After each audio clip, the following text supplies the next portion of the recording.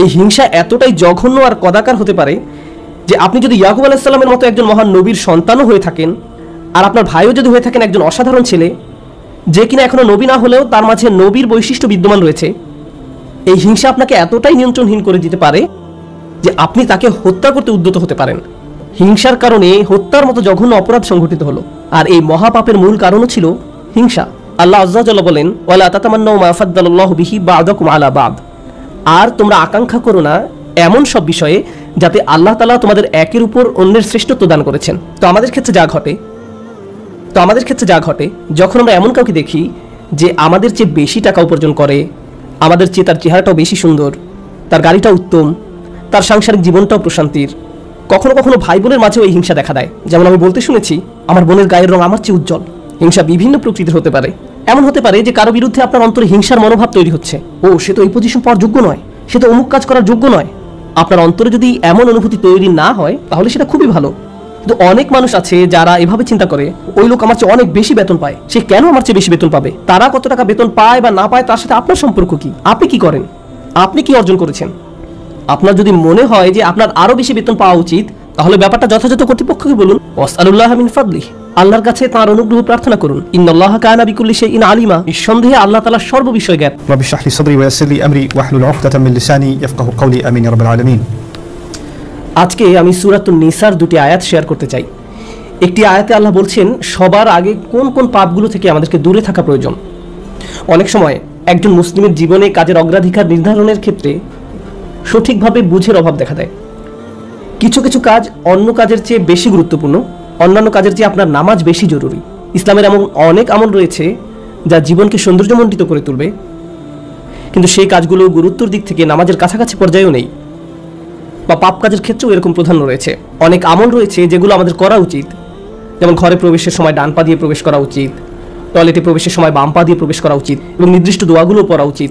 এ ধরনের আমলগুলো করার চেষ্টা থাকা উচিত, এগুলো উপেক্ষা করার কোনো সুযোগ নেই। কিন্তু এমন অনেক পাপ কাজ রয়েছে যেগুলো করা কবিরা গুনাহ। অনেক সময় এই অগ্রাধিকার নির্ধারণের ক্ষেত্রে মানুষ যখন সঠিক জ্ঞানের অভাব থাকে, তখন তারা ছোট ছোট ব্যাপারকে বেশি গুরুত্ব দেয়।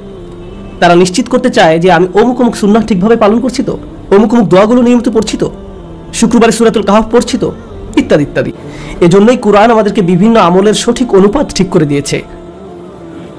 আল্লাহ এই আয়াতে বলছেন, ইনতাজতানিবু কাবাইরা মা তুনহাউনা আনহু, যদি তোমরা নিষিদ্ধ কাজের বড় বড়গুলো হতে বিরত থাকো।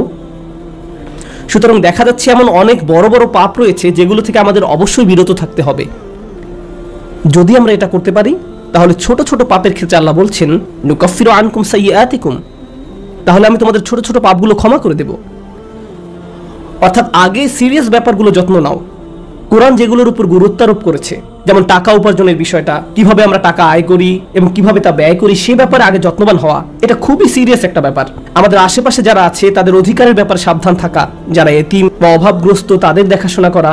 সূরা মাউনে আল্লাহ বলছেন, ফাযালিকাল্লাযী ইয়াদউল ইয়াতীম, সেই ব্যক্তি যে এতিমকে গলা ধাক্কা দেয়, এগুলো বড় ধরনের পাপ। কোরআনে বর্ণিত সবচেয়ে ভয়ঙ্কর পাপগুলোর একটি হলো সুদ। একইভাবে আমাদের পবিত্রতা রক্ষা করা, অর্থাৎ জেনা ব্যভিচার থেকে বিরত থাকা, এটা কবিরা গুনাহ। এটা এত বড় গুনাহ যে আল্লাহ বলছেন, লা তাকরাবুজ জিনা, ব্যভিচারের কাছেও যেও না। অন্যান্য ছোট ছোট গুনাহে তোমরা হয়তো জড়িয়ে পড়বে। হতে পারে তোমার নামাজে যথেষ্ট মনোযোগ ছিল না, অজুটাও হয়তো উত্তম রূপে করা হয়নি। হতে পারে যখন নামাজ পড়ছিলে তখন অন্য কোথাও মন পড়েছিল। হতে পারে হজ বা উমরা করার সময় কিছু কিছু নিয়মকানুন ঠিকমতো পালন করতে পারোনি। কখনো কখনো হয়তো ধৈর্য হারিয়ে ফেলেছিলে। এই ছোট ছোট বিষয়গুলো ক্ষমা করে দেওয়া হবে, কারণ তোমরা বড় বড় পাপ থেকে বিরত ছিলে। ছোট বড় পাপের এমন একটি তারতম্য কোরআনে জোর দিয়ে উপস্থাপন করা হয়েছে। কিন্তু এই আয়াতের যে ব্যাপারটি আমার কাছে বেশ চমৎকার লেগেছে, সেটা শুধু তিনি যে আমাদের পাপগুলো উপেক্ষা করবেন তা নয়, বরং এই পাপগুলোর কথা মনে করে আমরা প্রায় লজ্জিত হয়ে পড়ি। আল্লাহ এর সাথে সাথে আরো যোগ করে বলেন, ওয়ানুদখিলকুম মুদখালান কারিমা, এবং সম্মানজনক স্থানে তোমাদের প্রবেশ করানো হবে। অন্য কথায় ওই ছোট ছোট ত্রুটিগুলোকে উপেক্ষা করে তোমাদেরকে সম্মানিত করা হবে, মর্যাদা দেওয়া হবে। আর ওই সব লজ্জাজনক ব্যাপারগুলো তোমাদের রেকর্ড থেকে মুছে ফেলা হবে।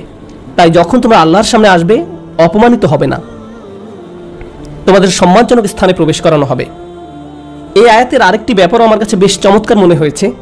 এই আয়াতের পূর্বের কয়েকটি আয়াতে কিছু কিছু কবিরা গুনাহ নিয়ে কথা বলা হয়েছে, যেমন ব্যবসায় প্রতারণা করা, কাউকে অন্যায়ভাবে হত্যা করা, আর ছোট ছোট পাপ ক্ষমা করে দেওয়ার আয়াতের ঠিক পরের আয়াতে আরো অসাধারণ উপায়ে জীবনের বিভিন্ন বড় বড় পাপে জড়িয়ে পড়ার যে মূল কারণ সেটা বলা হয়েছে। আল্লাহ আযজা ওয়া জাল্লা বলেন, ওয়ালা তাতামান্নাউ মা ফাদ্দালাল্লাহু বিহি বা'দাকুম আলা বা'দ, আর তোমরা আকাঙ্ক্ষা করো না এমন সব বিষয়ে যাতে আল্লাহ তাআলা তোমাদের একের উপর অন্যের শ্রেষ্ঠত্ব দান করেছেন। তো আমাদের ক্ষেত্রে যা ঘটে যখন আমরা এমন কাউকে দেখি যে আমাদের চেয়ে বেশি টাকা উপার্জন করে, আমাদের চেয়ে তার চেহারাটাও বেশি সুন্দর, তার গাড়িটা উত্তম, তার সাংসারিক জীবনটাও প্রশান্তির, কখনো কখনো ভাই বোনের মাঝেও এই হিংসা দেখা দেয়। যেমন আমি বলতে শুনেছি, আমার বোনের গায়ের রং আমার চেয়ে উজ্জ্বল। হিংসা বিভিন্ন প্রকৃতির হতে পারে। কারো ভালো কিছু থাকার কারণে আপনি তাকে ঈর্ষা করতে পারেন এবং আপনার নিজের সেটা না থাকার কারণ নিয়ে সারাক্ষণ চিন্তা করতে পারেন, আর এই চিন্তা আপনাকে শেষ করে দিতে পারে। এটা ছোট বড় যে কোনো কিছুর জন্য হতে পারে।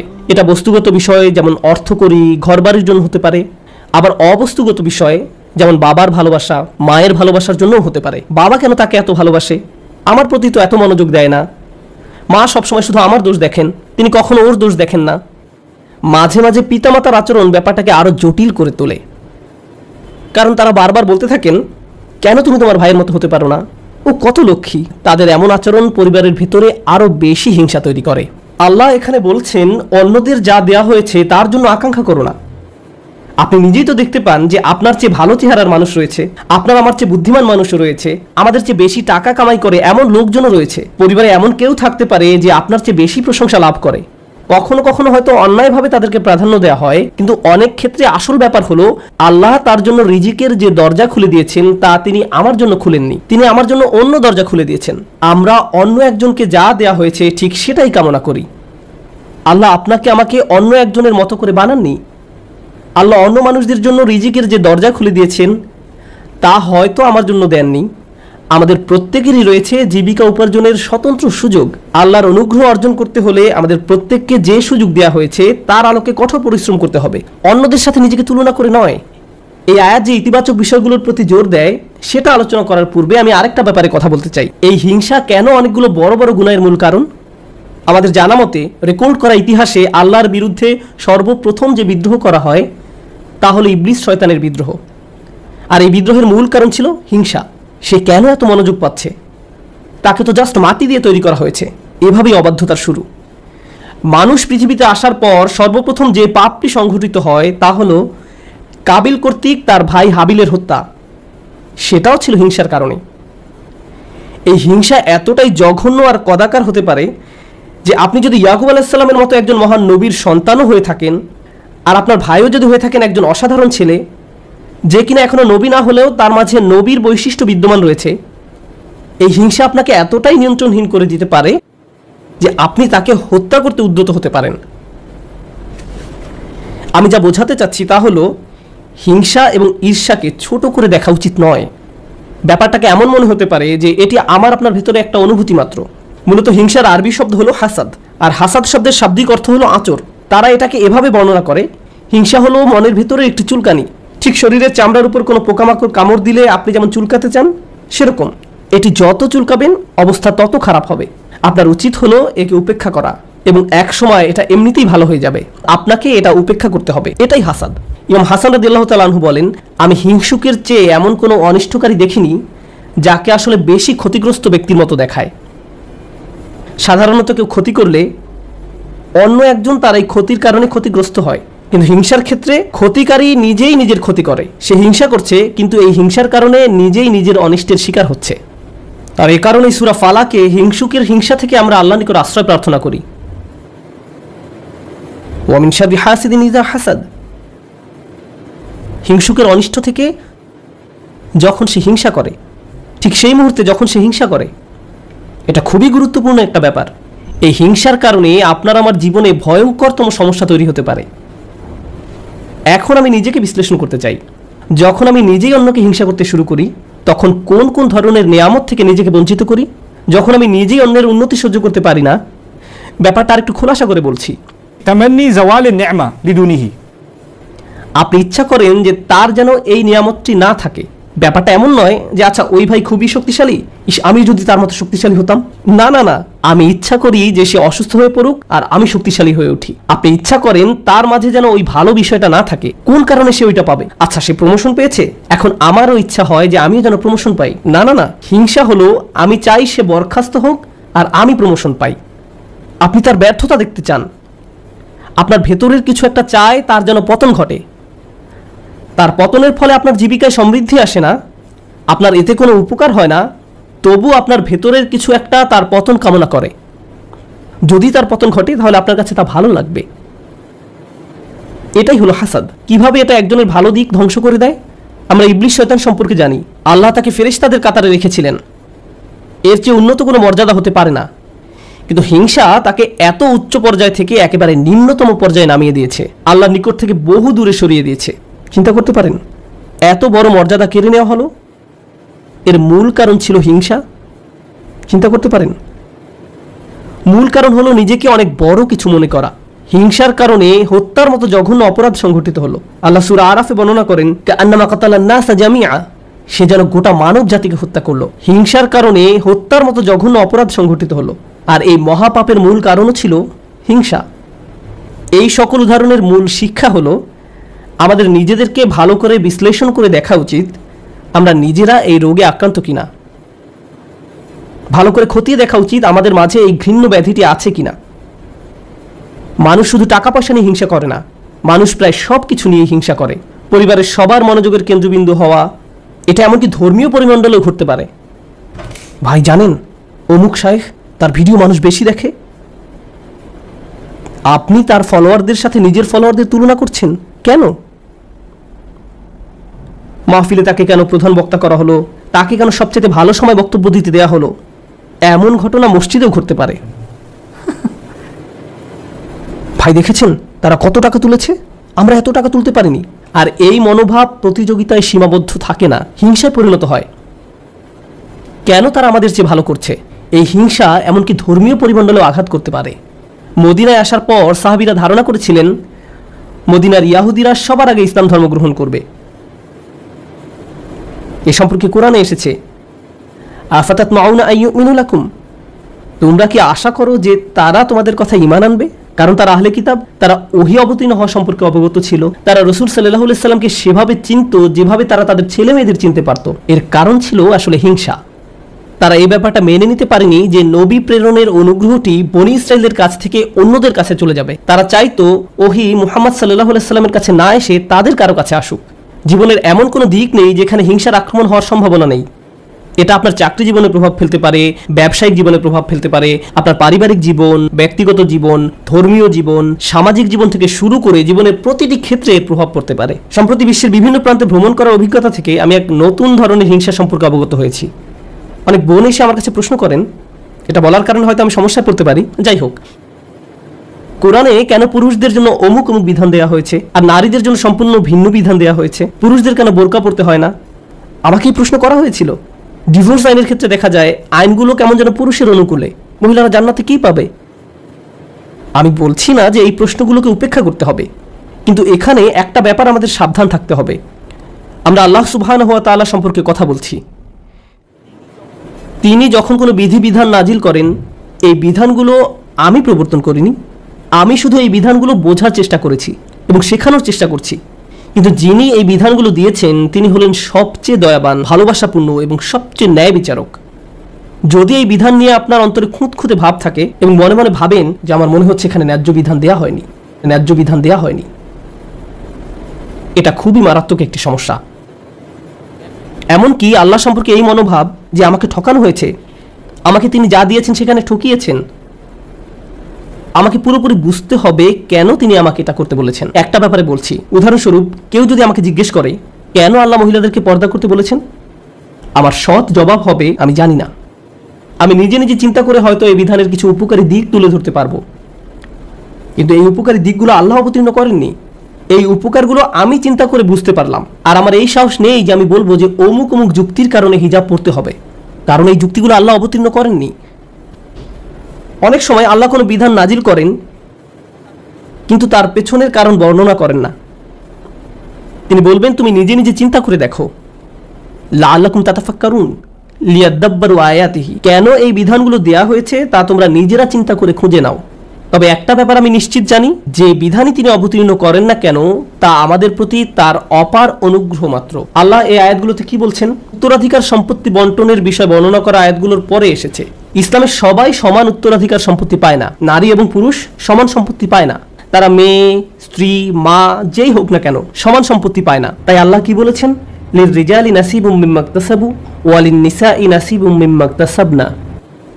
পুরুষদের জন্য রয়েছে অংশ তারা যা উপার্জন করে তা থেকে, এবং নারীদের জন্য রয়েছে অংশ যা তারা উপার্জন করে তা থেকে। এই আয়াতে মিন অর্থাৎ থেকে এই শব্দের ব্যবহারটি লক্ষ্য করার মতো।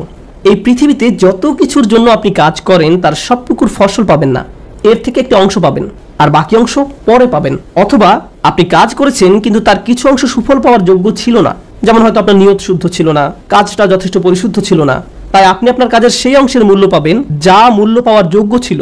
তাই আল্লাহ বলছেন পুরুষরা কি পাবে তার জন্য একটি মান আমি নির্ধারণ করে রেখেছি, আবার নারীরা কি পাবে তার জন্য একটি মান আমি নির্ধারণ করে রেখেছি। তারপর তিনি বলছেন ওয়াসআলুল্লাহ মিন ফাদলিহি, কুরআনের অসাধারণ একটি বাক্য। এর অর্থ হলো আর আল্লাহর কাছে তার অনুগ্রহ প্রার্থনা করো। এখানে ফাদল দ্বারা শুধু অনুগ্রহ বোঝায় না। হিংসার ক্ষেত্রে হিংসুক ব্যক্তি মনে করে অমুক আমার চেয়ে বেশি ফাদল পেয়েছে, অমুক ব্যক্তি সম্পত্তির দিক থেকে আমার চেয়ে বেশি ফাদল বা অধিক আনুকূল্য পেয়েছে, অথবা চেহারা সুরতের দিক থেকে বা সুযোগ সুবিধার দিক থেকে বেশি আনুকূল্য পেয়েছে। বাসায় কোনো মেয়েও এমনটা অনুভব করতে পারে, কারণ তার বোন বিয়ের সব প্রস্তাব পাচ্ছে কিন্তু সে পাচ্ছে না, আমার বোন আমার চেয়ে বেশি ফাদল পেয়েছে। আল্লাহ বলছেন যদি তুমি ফাদল পেতে চাও তাহলে আল্লাহর অন্য কোনো সৃষ্টির চেয়ে বেশি চাওয়ার পরিবর্তে সরাসরি আল্লাহর কাছ থেকে নিজের জন্য ফাদল চাও। নিজেকে অন্যদের সাথে তুলনা করা বন্ধ করো, বরং আল্লাহর নিকট থেকে তুমি নিজের জন্য কি পেতে পারো তার দিকে মনোযোগ দাও। মনে মনে ধরে নাও যে আশেপাশে কারো কোনো অস্তিত্ব নেই, অন্যদের কি আছে সেই সম্বন্ধে চিন্তা ভাবনা করা বন্ধ করো। মনের উপর যদি এরূপ নিয়ন্ত্রণ প্রতিষ্ঠা করতে পারেন তাহলে খুবই সুখী জীবনযাপন করতে পারবেন। যদি কখনো এমনটা হয় যে তুমি ক্লাসে বসে আছো, স্যারের বক্তব্য শুনতে পাচ্ছ কিন্তু কিছুই বুঝতে পারছো না, মনে মনে ভাবছো আমি জানি না আমি কোন স্বর্গে বাস করছি, কিন্তু তোমার পাশের ছেলে বা মেয়েটি প্রতিবার হাত তুলে স্যারের প্রত্যেকটা প্রশ্নের জবাব দিচ্ছে আর তোমার মন বিষিয়ে উঠছে। মনে মনে ভাবছো যদি মেয়েটাকে কষে একটা চড় দিতে পারতাম, আমি তাকে সহ্য করতে পারছি না, কারণ সে সব প্রশ্নের উত্তর দিচ্ছে। তোমার সকল মনোযোগের কেন্দ্রবিন্দুতে এমন একজন যে তোমার চেয়ে বেশি বুদ্ধিমান, যে স্যারের প্রিয় ছাত্র, যে সকলের মনোযোগ পাচ্ছে, যার কারণে তোমার নিজেকে খারাপ ছাত্র মনে হয় বা যার কারণে তারা তোমাকে লজ্জা দিচ্ছে। কিন্তু একটা ব্যাপার কি তুমি খেয়াল করেছো? তুমি সেখানে বসে আছো শুধু তুমি এবং শিক্ষক। তুমি এখানে এসেছো শিখতে, অন্যের দোষ না দিয়ে তোমার উচিত নিজেকে দোষ দেয়া। হায় হায় আমি আমার মনোযোগ হারিয়ে ফেলেছি। নিজের কাছে ব্যাখ্যা দাবি করো কেন তুমি মনোযোগ হারালে। প্রশ্ন করতে গিয়ে লজ্জা অনুভব করো না। তুমি এখানে এসেছো নিজের উন্নতি সাধন করতে, অন্যদেরকে নিজের মূল্য বোঝাতে নয়। তুমি এই জন্য শিখতে আসনি। একই কথা প্রযোজ্য চাকরির জায়গায়, পরিবারের। অন্য কাউকে বেশি দাম দেওয়া হচ্ছে বলে আপনি নিজেকে গুটিয়ে ফেলবেন না। যদি কোনো অন্যায় করা হয় আপনি কথা বলুন, কোনো কিছু যদি বলার থাকে বলুন। যদি কোনো কিছু আপনাকে বিরক্ত করে ভেতরে ভেতরে জ্বলবেন না এবং এটাকে বড় হতে দিবেন না, নিজের ভেতরে ঘৃণা তৈরি হতে দেবেন না। আমরা আল্লাহর নিকট যে দোয়াগুলো করি তার একটি হলো ওয়ালা তাজআল ফি কুলুবিনা গিল্লাল লিল্লাযিনা আমানু। ঈমানদারদের বিরুদ্ধে আমাদের অন্তরে কোনো বিদ্বেষ রেখো না। যখন আমরা কিয়ামতের দিন তার সামনে দণ্ডায়মান হব তখন যেন আমাদের অন্তরে ঈমানদারদের বিরুদ্ধে কোনো গিল বা খারাপ অনুভূতি না থাকে। আমরা দুনিয়াতেও এটা চাই না, আর জান্নাতে আল্লাহ আমাদের থেকে তা দূরে রাখুন। তাই এই ব্যাপারটা পার্থিব জীবনে ঘটতে পারে। এমন হতে পারে যে কারো বিরুদ্ধে আপনার অন্তরে হিংসার মনোভাব তৈরি হচ্ছে, ও সে তো এই পজিশন পাওয়ার যোগ্য নয়, সে তো অমুক কাজ করার যোগ্য নয়। আপনার অন্তরে যদি এমন অনুভূতি তৈরি না হয় তাহলে সেটা খুবই ভালো। কিন্তু অনেক মানুষ আছে যারা এভাবে চিন্তা করে ওই লোক আমার চেয়ে অনেক বেশি বেতন পায়, সে কেন আমার চেয়ে বেশি বেতন পাবে। তারা কত টাকা বেতন পায় বা না পায় তার সাথে আপনার সম্পর্ক কি? আপনি কি করেন? আপনি কি অর্জন করেছেন? আপনার যদি মনে হয় যে আপনার আরো বেশি বেতন পাওয়া উচিত তাহলে ব্যাপারটা যথাযথ কর্তৃপক্ষকে বলুন। ওয়াসআলুল্লাহ মিন ফাদলিহি, আল্লাহর কাছে তাঁর অনুগ্রহ প্রার্থনা করুন। ইন্নাল্লাহা কানা বিকুল্লি শাইইন আলিমা, নিঃসন্দেহে আল্লাহ তাআলা সর্ববিষয়ে জ্ঞাত। যখন আমরা অন্যের সাথে নিজেকে তুলনা বন্ধ করব, যখন পুরুষ বা নারী হিসাবে কি পেলাম বা কি পেলাম না এসব নিয়ে চিন্তা করা বন্ধ করব, অমুক অমুক ব্যক্তির কারণে আমি পেছনে পড়ে আছি এমন চিন্তা করা বন্ধ করব, আপনার এবং আল্লাহর মাঝে আর কেউ নেই। যদি কোনো বিষয়ে অগ্রগতি অর্জন করতে চান সরাসরি আল্লাহকে বলুন ওয়াসআলুল্লাহ মিন ফাদলিহি। অন্যথায় সারা জীবন ধরে কেবল অন্যের বিরুদ্ধে অভিযোগই করে যেতে পারবেন। কিভাবে তারা আপনার প্রতি অন্যায় করেছে, কিভাবে তারা আপনাকে সুযোগ থেকে বঞ্চিত করেছে, কিভাবে সবাই পেয়েছে কিন্তু আপনি পাননি। আর এভাবে অভিযোগ করলে আপনার জীবন তো দুর্দশাগ্রস্ত হবেই, আপনার কারণে আপনার আশেপাশের মানুষের জীবনও দুর্বিষহ হয়ে পড়বে। এই আয়াতটি নিয়ে সর্বশেষ যা শেয়ার করতে চাই, বিশেষ করে যখন আমরা তিলাওয়াত করি ওয়া মিন শাররি হাসিদিন ইযা হাসাদ, এখানে ইযা শব্দটির দিকে বিশেষ মনোযোগ দিন। কেউ কেউ বলেন এখানে হাসাদকে বর্ণনা করা হয়েছে একটি গুণ হিসেবে, শুধুমাত্র শব্দগতভাবে ইসমে ফাইল হিসেবে নয়, বরং একজন মানুষের একটি খারাপ গুণ হিসেবে, অর্থাৎ এমন ব্যক্তি যার মাঝে হিংসার প্রবণতা আছে। কিন্তু ইজা শব্দটি একটি বিষয়ের প্রতি বিশেষ ইঙ্গিত করে। আপনার মাঝে যদি এই গুণটি থেকে থাকে, তাহলে কোনো এক সময় কুৎসিত উপায়ে এর প্রকাশ ঘটবে, আজ না হোক কাল। খারাপ কিছু একটা আপনি করে বসবেন, কারণ আপনার মাঝে খারাপ গুণটি আছে। আপনি নিজেও হাসিদ হতে চান না, হিংসুক হতে চান না। আবার যারা হিংসা করে তাদের অনিষ্ট থেকে বাঁচতে চান। আমরা দোয়া করি আল্লাহ যেন আমাদেরকে হিংসুক হওয়া থেকে রক্ষা করেন, এবং যারা আমাদের বিরুদ্ধে হিংসা করে তাদের অনিষ্ট থেকেও যেন রক্ষা করেন। আল্লাহ যেন আমাদের ভালো কাজগুলোকে নষ্ট হওয়া থেকে রক্ষা করেন। আমরা জানি রাসূল সাল্লাল্লাহু আলাইহি সাল্লাম বলেছেন, আগুন যেমন শুকনো কাঠ জ্বালিয়ে ফেলে, তেমনি হিংসাও একজন ব্যক্তির ভালো কাজগুলোকে জ্বালিয়ে দেয়। কেন তিনি এমনটি বলেছেন? কারণ যখন আপনার মাঝে হিংসা দেখা দেয়, তখন আপনার পক্ষে কৃতজ্ঞ হওয়া অসম্ভব। কারণ যখন হিংসা করেন তখন আপনার কি নেই কেবল তা নিয়েই আপনি চিন্তা করেন। আর আল্লাহর সাথে আমাদের সম্পর্ক নির্ভর করে একটি বিষয়ের উপর, তা হলো আমাদের কি কি আছে তা সব সময় স্বীকার করে যাওয়া। এভাবেই আমরা আল্লাহর প্রতি কৃতজ্ঞ হয়ে উঠি। যদি আপনার অন্তরে হিংসার বসবাস থাকে, তাহলে কোনোভাবেই আপনার পক্ষে আবদান শাকুরা অর্থাৎ আল্লাহর কৃতজ্ঞ বান্দা হওয়া সম্ভব নয়। আল্লাহ আযজা ওয়া জাল্লা আমাদের অন্তর থেকে হিংসা দূর করে দিন, আমাদেরকে সত্যিকার অর্থে কৃতজ্ঞ বান্দা বানিয়ে দিন। আল্লাহ সঠিকভাবে তার অনুগ্রহ চাওয়ার মতো তৌফিক দান করুন এবং আমাদের জীবনকে আরও সুন্দর করে দিন। বারাকাল্লাহু লি ওয়া লাকুম ফিল কুরআনিল হাকিম ওয়া নাফা'নি ওয়া ইয়্যাকুম বিল আয়াতি ওয়াজ যিকরিল হাকিম।